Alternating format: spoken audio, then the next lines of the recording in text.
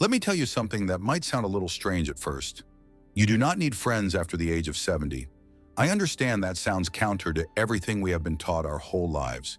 But hear me out. This is not a bitter sentiment or the result of loneliness or disappointment. It is actually a deeply empowering realization, one that can bring more peace, more stability, and even more happiness to your later years. And it is not just my opinion. There is growing evidence from studies in psychology, neuroscience, and geriatric medicine that supports this. I want to talk to you from the heart, as a doctor who has spent decades caring for seniors, watching them live with joy and struggle with loss. What I have come to learn is that after 70, we do not need to cling to friendships the way we did in our younger years. In fact, doing so can sometimes hold us back from a more fulfilled life. Now let me clarify. I am not saying you must reject everyone or isolate yourself. What I am saying is that the pressure to maintain friendships at this stage of life is often misplaced. You see, for most of our lives, we are wired to be social. We build networks, we form bonds, we seek companionship. That is how we survive the demands of youth and middle age. We need people to help us raise children, build careers, and endure life's endless changes. But something begins to shift after 70. The emotional urgency of having a full social calendar starts to fade. The need to be surrounded by people lessens. That is not a sign of failure. That is growth. It is your soul calling you inward, and the science backs it up. A study published in the journal Psychology and Aging followed over 1,000 older adults and found that while social interaction had some benefits, the quality of relationships mattered far more than the quantity. After age 70, people who focused on a few meaningful activities and spent time alone with purpose and peace reported higher life satisfaction than those chasing social approval or trying to keep up with fading friendships. Think about that. It means that being alone is not the problem. It is how we use that time that determines our joy. The first reason you do not need friends after 70 is that your emotional compass becomes clearer. In younger years, we often bend ourselves to fit in. We say yes when we want to say no. We forgive what hurts because we fear being alone. But after 70, you know who you are. There is no need to perform or prove. Friendship, if forced or maintained out of habit, can start to feel like work. You have earned the right to stop explaining yourself. You can live according to your own rhythm, and sometimes that rhythm beats best in solitude. Second, your brain changes in a remarkable way. As we age, the amygdala, the part of the brain responsible for fear and anxiety, becomes less reactive. This is part of why older people tend to worry less about what others think. The prefrontal cortex, which governs wisdom, compassion, and long-term thinking, takes a stronger role. A study from Stanford University discovered that older adults prioritize emotional meaning over social expansion. They are not trying to make new friends or impress anyone. They want depth. And more often than not, they find it in themselves. Not in social groups or gatherings, but in reflection, in simple daily routines, and in the quiet presence of nature or music or prayer. The third reason is energy. Maintaining friendships takes effort. It takes mental, emotional, and sometimes even physical energy. Phone calls, visits, remembering birthdays, navigating other people's needs. All of this can be enriching, yes, but it can also become draining. And after 70, your energy becomes a sacred currency. You do not owe it to everyone. In fact, you owe it first to yourself. There is great freedom in choosing where your energy goes. You can choose peace over performance, stillness over small talk. And let us not ignore the reality of loss. This is the fourth reason. By the time you are 70 or older, you have likely experienced the pain of friends passing away or drifting apart. These losses leave scars. They also leave wisdom. The wisdom that nothing is permanent, that people come and go, that relationships, no matter how deep, are temporary. And when you fully accept this, something inside you changes. You begin to realize that your own company is the only constant. You stop fearing loneliness because you understand it differently. It is no longer a lack, it is space, it is a clearing. And in that space, healing and creativity and insight can bloom.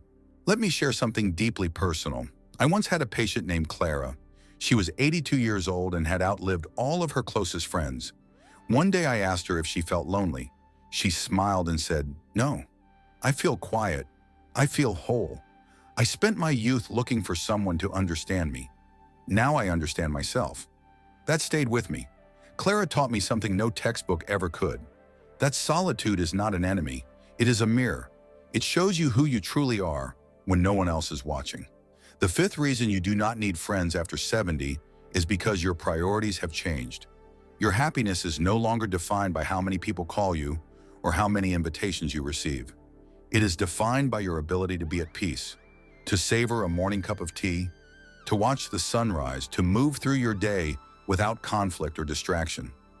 Relationships, even good ones, often come with responsibilities, emotional labor, compromise. But at this stage in life, you have already given so much to others. It is okay to focus on yourself now, to say no without guilt, to say nothing at all and feel content. Research from the University of Chicago found that older adults who spent more time alone by choice, not by isolation, reported higher levels of creativity, self-awareness, and psychological strength.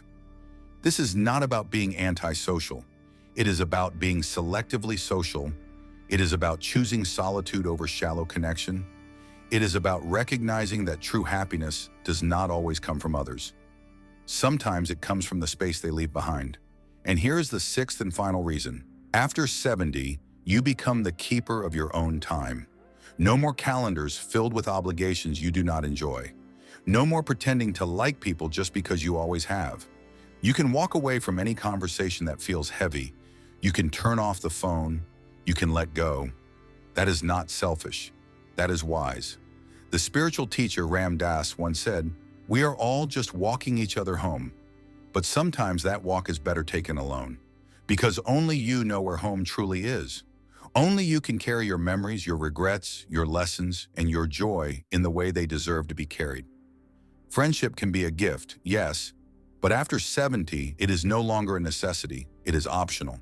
And if it no longer fits your life, you do not have to hold on to it. I am not here to dismiss the value of meaningful connection, but I am here to tell you that you have a right to release the pressure to maintain social ties that no longer serve your soul. You can be free. You can live with less noise and more clarity, more inner stillness, more dignity. And that dignity comes from knowing that you are complete as you are. You have survived the storms. You have endured the heartbreaks. You have done your part in this world. And now it is your time to rest, to reflect, and to enjoy the simple truth of your own presence. So if you are 70 or beyond and you feel like your circle is shrinking, do not panic. Do not mourn it. Celebrate it. This is the season of simplicity, the time when your soul whispers louder than the world, when your own voice becomes the one you trust the most. There is no shame in stepping back. There is power in it. You are not lonely. You are becoming whole. And if you find a friend or two who walk beside you gently, who do not drain but uplift, hold them loosely. Let their presence be a blessing, not a burden. But never again should you feel obligated to keep people in your life out of fear or habit. You do not need friends after 70. You need peace. You need purpose. You need presence. Let this be your permission to live differently, to walk alone if that is what brings you joy, to let go of the expectations that no longer fit, to make space for silence. Because in that silence, you might just hear the most beautiful thing of all, your own heart. And it has always known the way. What about family? Are they different from friends? Let me speak to something that touches a deep part of the heart. When we reach the later stages of life, many of us begin to wonder about the difference between family and friends. The lines sometimes blur. Some friends feel like family. Some family members feel like strangers. And in those quiet hours of reflection, a question begins to rise. What about family? Are they truly different from friends? And if they are, how should we treat them after a lifetime of shared blood, memories, misunderstandings, and love? Now, I want to be careful here. I am not here to idealize or criticize family. I am here to tell the truth that I have seen over and over in hospital rooms, in living rooms, and across the quiet spaces of long conversations with older souls. Family carries a different kind of weight than friendship. It is a bond that begins before we have the language to name it.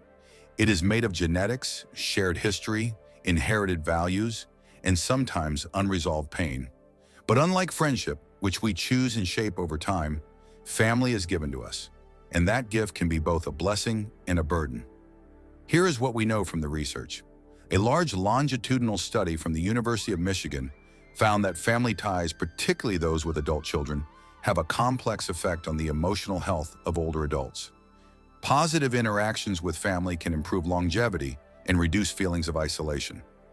But strained relationships with children or siblings can lead to higher rates of depression, anxiety, and even physical illness. So in essence, family has more power to lift us or break us because the emotional investment runs deeper. The wounds cut closer to the heart, and the healing, when it happens, is more profound. Unlike friends, family often comes with expectations. A parent might expect visits, calls, or gratitude from children who are busy building lives of their own. A sibling might expect loyalty or forgiveness that has not been earned. This kind of emotional currency builds over decades, and it does not always balance out.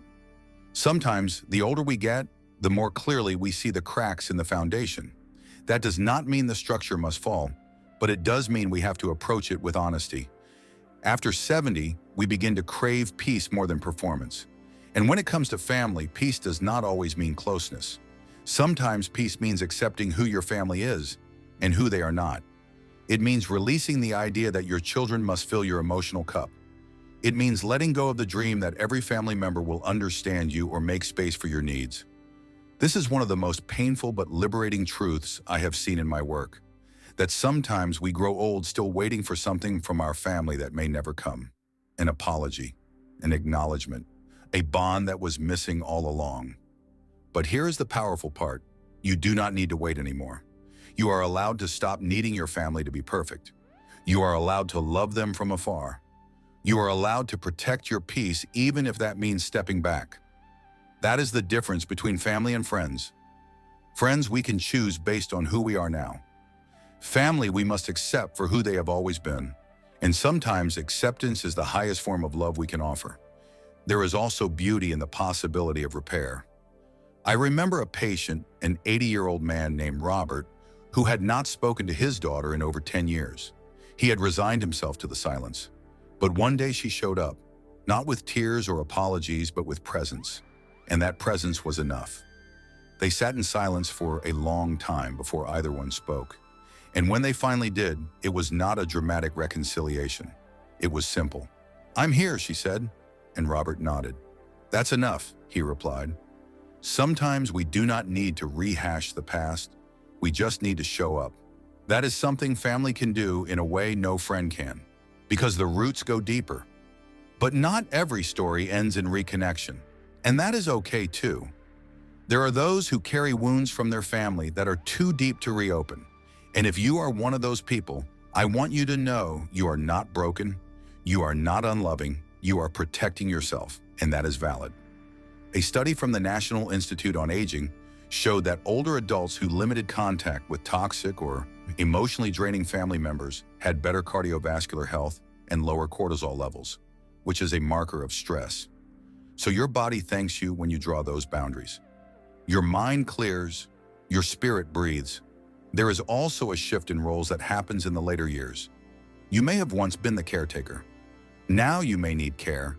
This reversal brings up many emotions: pride, vulnerability, fear. Will your children be there for you? Should they be? And if they are not, who will be? These are not easy questions, but they are real. And here is where the difference between family and friends becomes especially important. A friend might help you because they care. A family member might help you because they feel they must. Both can be good, but only you can know which kind of help brings comfort and which kind brings guilt. At the same time, do not underestimate your role in your family's life. Your presence matters, even if you do not see them often. Even if you rarely hear from them, the way you carry yourself, the way you speak, the way you love your own life, these things ripple out. Sometimes your greatest gift to your family is your example, that you lived fully, that you made peace with your past, that you did not let disappointment turn into bitterness. So yes, family is different from friends, Not better, not worse, just different. They are the mirror of our beginnings. They hold the first chapters of our story, but you are the author of the final pages. You get to decide how those pages are written, with grief or with grace, with longing or with release, with silence or with one last effort to connect. You do not owe your family your happiness, but you do owe yourself peace. And if that peace includes them, welcome it. If it does not, honor that. Because after 70, your heart has already carried enough. Now it is time to carry only what is light, what is kind, what allows you to breathe deeply in the life you still have to live.